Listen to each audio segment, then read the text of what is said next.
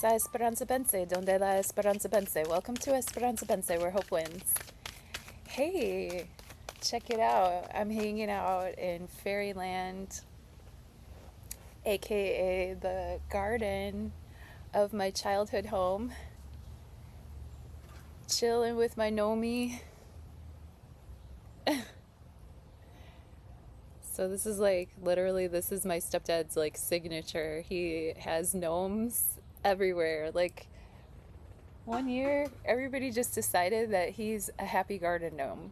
Like, as a person, like as a human person, he's a happy garden gnome. Just like one year, everybody decided to gift me llamas. Because in real life, I'm like a llama, I guess. That's my spirit animal. So today we're pulling in the energies of the full moon in Aquarius coming through on August 9th, or I think it's on August 10th in Hawaii. But for most of us, it's going to come through on August 9th. There's a lot of other stuff going on in the sky too, because Mars just ingressed into the zodiac sign of Libra. So Mars is going to be a little bit more... Oh, cool. I'm literally looking at a swallowtail butterfly right now. Mars in Libra is going to be able to be a little bit more diplomatic. It's going to be able to hold back a little bit more. It's going to probably, if it does fight for justice, it'll take that sword and it'll cut away what's no longer necessary. But Mars has moved on from that conjunction with the South Node, which... energetically speaking, some of us might have been feeling a little bit more... South Node is like where we excrete, right? It's the tail of the dragon. It's the asshole, you know? And it's in the Oroboros. Maybe when I edit this, I'll put a little visual so you can see what the Oroboros looks like. But it's essentially the dragon eating its own tail.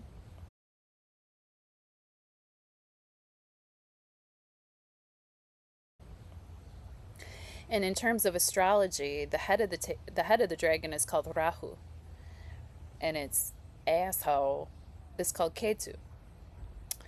And the head of the dragon is kind of like what we're hungry for, you know. And this happens in our natal astrology charts, and this also happens as a collective, because collectively we also have a North Node energy that we're dealing with, which is a calculation of the lunar peregrine apogee.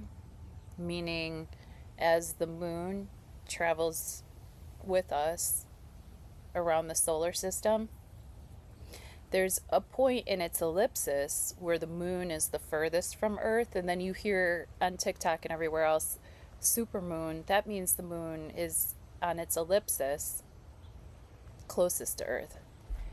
And the North Node and the South Node are calculations that have to do with, they're not actual points in the sky, they're mathematical calculations that have to do with the lunar peregrine apogee. You can look that up, because Nomi and I are here to read cards.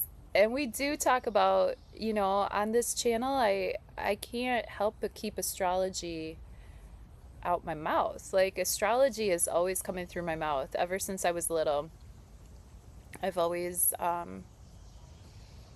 inherited that fascination and curiosity with astronomical and energetic weather. My Nana, my mom's mom, both passed. My mom spent a lot of time in this garden, by the way. And my Nana spent a little bit of time here, but not very much. She was in Arizona by the time this garden became this garden. But anyhow, Aquarius energy has to do with humanity.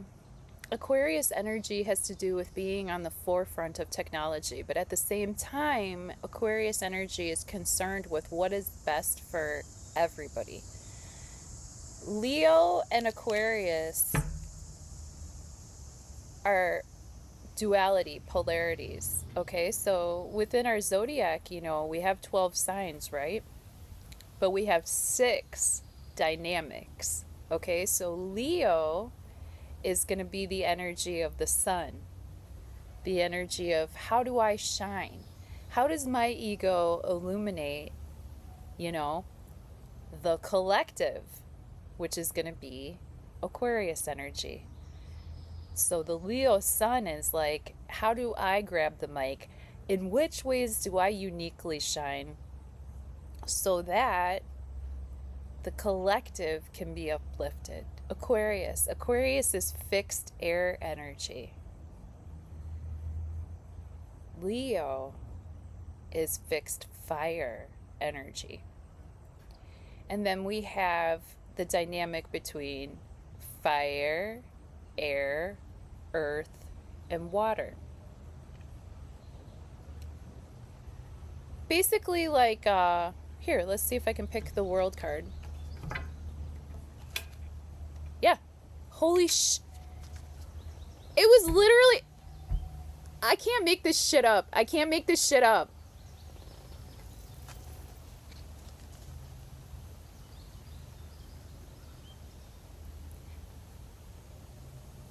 I'm not like a trickster. Like, I have trickster energy. I have a Gemini sun. I love Heyoka Coyote. I love playing a trick. I love having a joke. But I'm not freaking joking. I literally just said, let's see if I can pick the world card. And I just like flipped the deck and it was on the bottom of the deck. Book your reading. Why don't you? And let's see what the cards have to say to you, because I have a gift and I have a, like, I don't know where, well, I know exactly where this gift came from. It came from the lineage that I was just telling you about. And here I am sitting in this ancestral space, right? Like, this yard carries a lot of energy for me. This whole neighborhood carries a lot of energy for me. And it's good for you to catch me while I'm in my home spirit. You know what I mean? Like, I live in my hometown now and I'm very tuned in.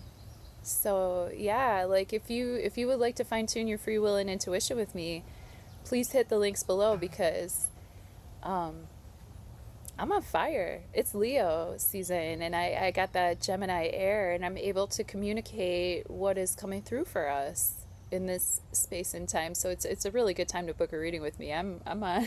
I'm on. Anyhow, to belabor that point a little bit further, now let's talk about these fixed signs. Okay. Whoops. Sorry. And I'm still trying to get used to the way that the camera is, so sorry that I'm all like backwards with the mirror. But we have the Leo sun. Okay. Who am I? What am I proud of? How do I shine? How do I protect my tribe? How do I protect my children? How do I play? How do I frolic? How am I athletic? How am I speaking for myself and speaking up for others who need me to speak up for them? You know, because Leo has to do with that too. Leo has to do with, like, not just speaking up for yourself, but if there's other people in your tribe that are too tired or too young, or they don't have the mic or they don't have the megaphone, Leo will speak up for them, for their sake. And over here we have Aquarius. Look at that. That's the human being, right? That's the air energy. That's the human energy. That's where what I say and do is good for everybody, not just me. And then we have over here Scorpio and Taurus. And guess what? There is absolutely no Earth in our astrological chart right now. So right now, if you look at the chart, I'll pop the chart up too. I'll give myself little, but I'll pop up the astrology chart for this.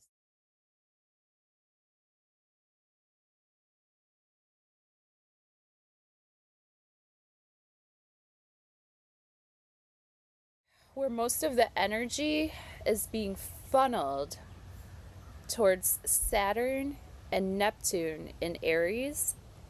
Mars is opposing. And then this moon is kind of squaring. So we shall see. We shall see. Oh, I'm sorry. The moon is, yeah, in Aquarius. Yep. Sounds like the neighbors are starting their yard journey. So hopefully my laptop is smart enough to edit that.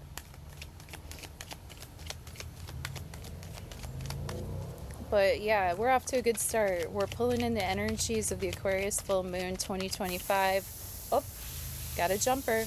Time to roll. The sun! Talk about Leo energy. I mean, my goodness. Like, maybe I should do readings here more often. I am gonna turn this off though, and then edit until he's done doing whatever he's doing with that air thingy, because I think the neighbor came home for lunch, and I don't know. I think my laptop is smart enough. Who cares? The sun. This is Leo energy right here. We're just speaking of. You know what I'm saying? This is energy of feeling like okay in your own skin, letting your inner child bloom, you know, no matter what. Even if the horse you're riding on is giving you the side eye, you're still going to be yourself. You're still going to show up. You're still going to have fun. You're still going to shine, no matter what. So this is the flavor for our reading for this Aquarius full moon, is the Leo sun. So here we go. Excuse me, it's getting really warm out. Iced coffee.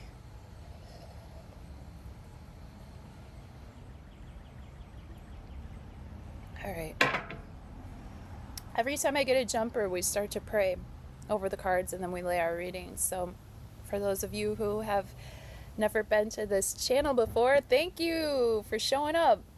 Thank you for fine-tuning your free will and intuition with me. And for those of you who come back again and again, you know I love you, and you know that, you know, we build these relationships, we build these connections, you know, and it's such a fun journey to go on together too. You know, I'm like your intuition's personal trainer is how I see myself, and my objective, my path is to support your intuition. So thanks for being on this path with me.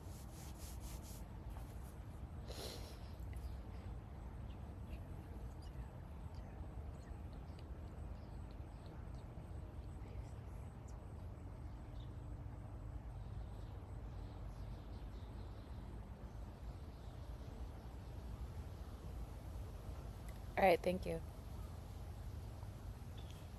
This is us, our challenge, near past, near future, our conscious awareness, our subconscious awareness. How do we see ourselves? How do other people see us? Or like maybe what's surrounding us in our environment right now? What are our hopes and fears, and what's the likely outcome? Who are we? And oh my gosh, look at that. Letting things go, and letting things go for good. You know, this is like do or die type energy. This is having to be very serious about what we're focusing on and what we're letting die. Scorpio energy, real strong here. You know, Black Moon Lilith, I believe, is in Scorpio currently. Other points in the sky, I'm not sure about. We're going to put that chart up though, so you can look back. Queen of Wands is the challenge. We might be challenged to really reach our full potential in terms of fertility, in terms of creativity, in terms of getting a handle on what we think is appropriate, getting a handle on our Leo energy. Do you see how the Leo energy is so boldly presented here? Do you see how she's kind of connected with the occult? Do you see how she, you know, with these things shutting off, and with this energy coming through, you know, things might be seeming like dark to us. You know, things might be seeming like, seriously, is this it? You know what I mean? It might be hard for us to find that growth. It might be hard for us to get a handle on, you know, what is healthy and where do we shine and how do we grow, right? Because full moons illuminate culminations. And this is the ultimate culmination. There's only one way out. Very interesting. Near past, Ten of Pentacles.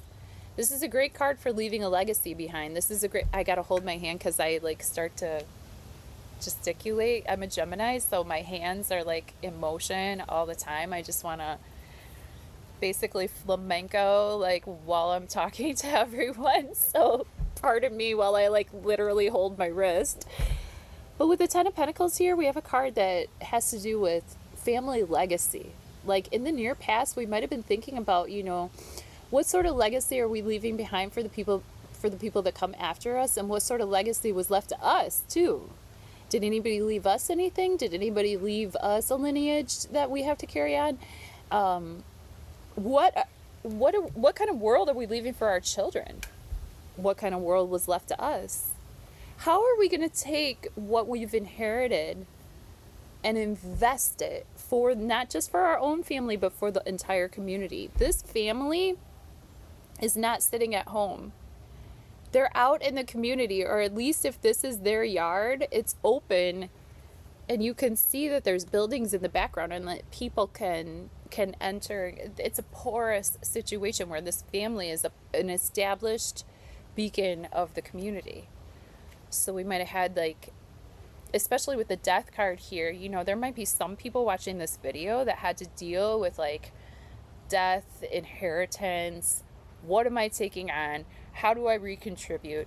And what are the generations going to have thanks to me?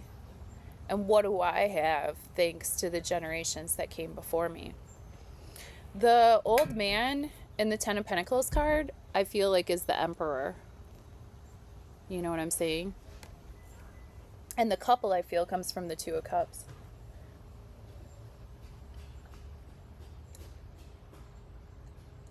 Oh my gosh. Iced coffee. Near future, justice. Weren't we just talking about this with the Mars and Libra? Okay, so basically what's going to happen is that fairness will rule the day, but whether that's going in our favor or not, you know, justice is a card, it's a karmic card of balance, and justice doesn't really care about you or me. Justice cares about what's fair overall. So, do you see that big sword that they have in their hand? It's a huge sword. That sword is about the size of their torso. I mean, that's a big old sword, and that's heavy to wield. And then their hands are busy over here with the scales. So justice is a Libra card. This is the epitome of Libra energy. I'm telling you, man, these cards are smacking. These cards are smacking today, man. I need to spend more time on my ancestral ground, I suppose, because yeah, when I read outside, and especially if I read in spaces that are energetically like important to me, like holy, y'all better call me. Better call Esperanza for a reading here, because I'm on right now, man. I don't know what's going on, but in this area of my life, I'm on. I'm not gonna lie though, in other areas of my life, I am literally falling apart. Literally. Not gonna lie. You know, I've been grieving, and grief is so exhausting, dude. So exhausting. Anyhow, with the Justice card, this is a karmic card of balance. So like I said, with that Mars that just crossed over the South Node, you know, really grinding and shedding. Like with Mars crossing the South Node, there's no bandwidth for bullshit. There's no bandwidth for dis-ease. There's no bandwidth for fuckery. Like, we're not able to keep up with the negative habits. Oops, I think Ray's back. We're not going to be able to keep up with negative habits and still continue on. We're going to have to really shed what is unnecessary and just focus on what we need for our own health and for the health of the others around us too. In our conscious awareness, Three of Cups. Oh my gosh, this is a celebration. You know what I'm saying? This is us being able to just raise a glass and enjoy ourselves no matter what. So I do really appreciate this energy, because this means that no matter what's going on in the world, we're able to collaborate with our own community, with our own homies, with our own friends, and still have some fun with it. You know what I'm saying? We're still able to have a good time. Even though we're dealing with some really heavy, like, karmic energy here. I mean, jeepers cripes. That's some stuff right there, you know? But still, regardless, like, we're able to have a good time. We're able to lift a glass and celebrate. For example, celebrate birthdays.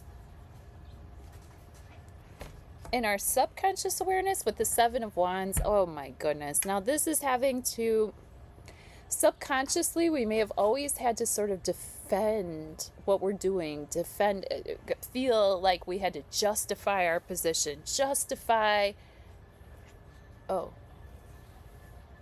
oh shit, I thought it stopped recording, sorry.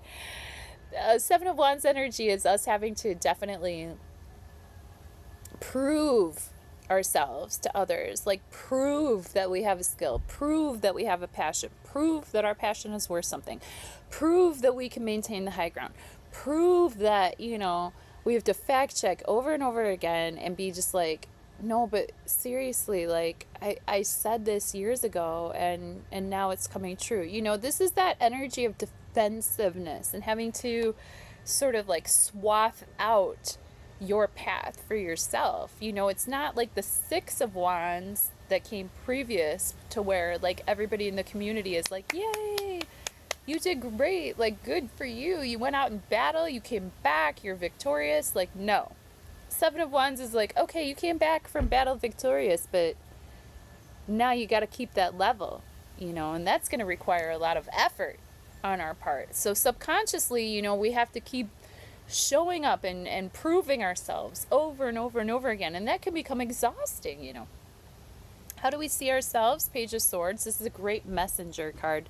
This is a card of being really in tune with fresh ideas. Very able to communicate, very able to get a handle on what our intellect is all about. What logic and reasoning skills do we have to offer? And where are we getting our information? And is our information fresh? You know what I'm saying? This is us listening to the Gen Z, or whatever Gen it is now. Gen something. The youngsters. Pages are young people, or people with youthful energy in the tarot. So if this is an actual person in our lives, this could be a Gemini, Libra, and Aquarius, or somebody that has a lot of air in their chart.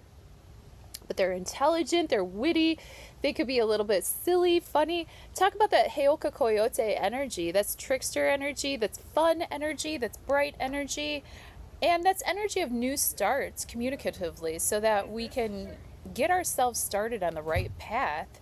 In terms of, like, if we see ourselves at the Page of Swords, that means that we see ourselves as being able to clearly communicate what we need to the people around us, but also online, also in our emails, also on social media. What's in our environment? Oh my gosh, 10 of Cups. This is family happiness. This is having not only a good time with your homies, but having a good time with and again, 10 of Cups and 10 of Pentacles, this has to do with family. This has to do with lineage. This has to do with ancestry. This has to do with how happy are we in our families and in our communities. And so this is great energy to have in our environment, because this means that after the rain, maybe we'll see some sort of rainbow. After we've already gone through the 5 of Cups together, then maybe we can do the 10 of Cups to where we see the rainbow at the end.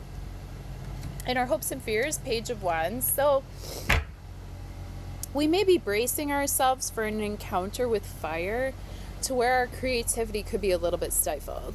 With the Page of Wands reversed, we have a situation to where Page of Wands upright is always going to be a new start creatively. This is us getting a handle on what we need to protect in the 7 and with the Queen here.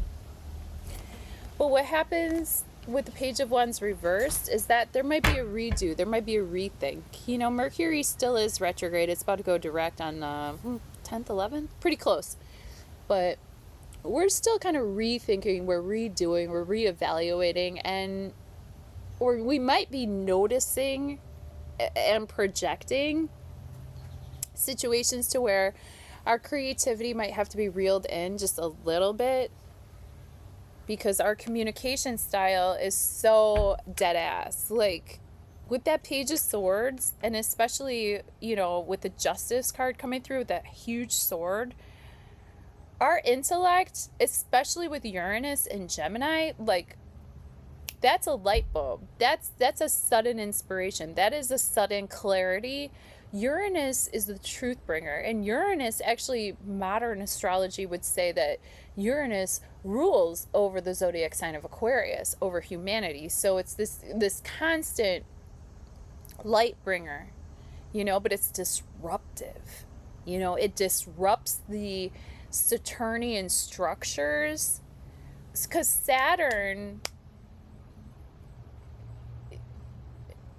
traditionally Saturn, the planet of structure, boundaries, roadblocks, like keeping you on the path, the markers on the path, the structures that you need, the bones that you need to keep yourself in fullness, to let your muscles grow, you know, the bones, the structure that you need, that's all ruled by the planet Saturn.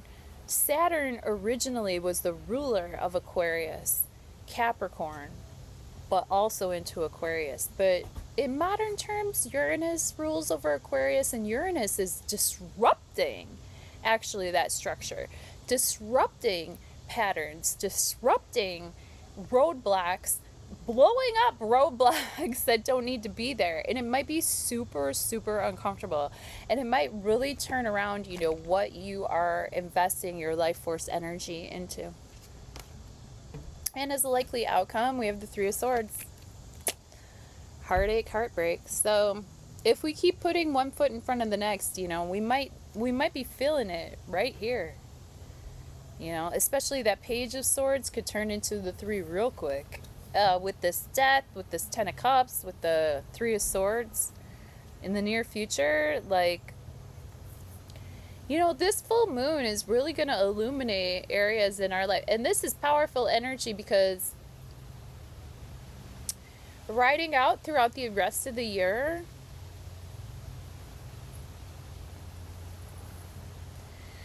I think that this week, and I think that the week that follows, are really good opportunities for us to be brutally honest about what's working and what's not working in our personal lives.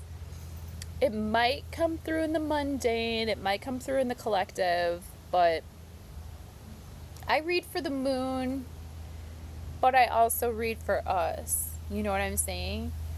All 10 of us. You know, or whatever. But literally, for the 10 of us that are here, sometimes those swords of truth really freaking hurt.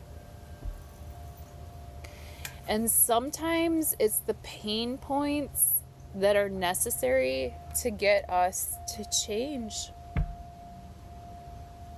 So that's what I got for you. I love you so much. Know that, you know, this Three of Swords, for sure, it represents my heart. My heart is fucking breaking. Absolutely breaking. And yet, I show up every fucking day, and I love you so much. Because that's what Leo season's all about. It's courage, it's presence, it's expression. All right, so I'll see you next time. Love you so much. Bye bye now.